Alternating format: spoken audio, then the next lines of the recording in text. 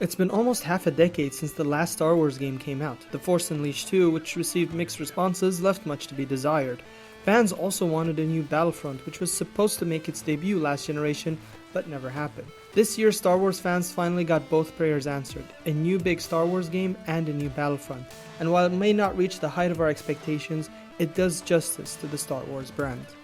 First and foremost, yes, the game is lacking in content. Single-player modes in particular are limited to challenges and survival modes.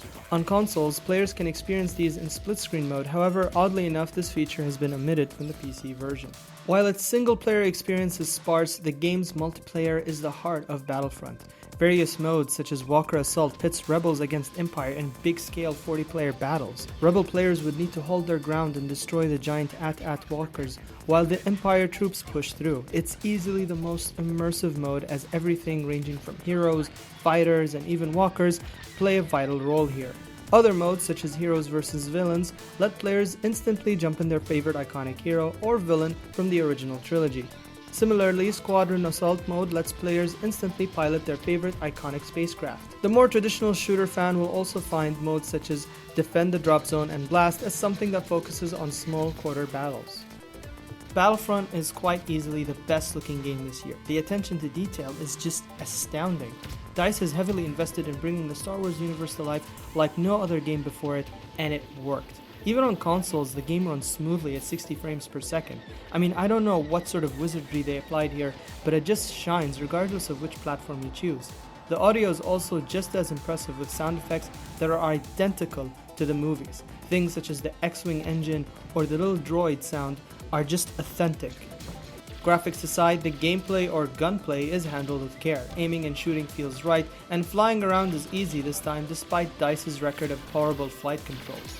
While it does have the bells and whistles of a Star Wars game, one can't help that even in its multiplayer, the game is lacking incentive.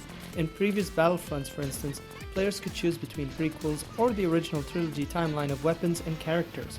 There were space battles with more ships to choose, more planets and maps. The Galactic Conquest mode also helped give players a sense of progression by controlling the galaxy as opposed to simply collecting credits at the end of each match.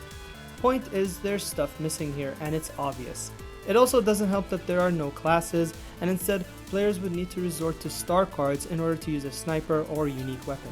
That being said, I had immense amounts of fun playing it, and there is again a sense of quality that the previous iterations lack. Playing the classic Battlefront 2, our team would occasionally get trapped due to poor map balancing. The Death Star map is just the worst. I didn't face this issue with the new Battlefront.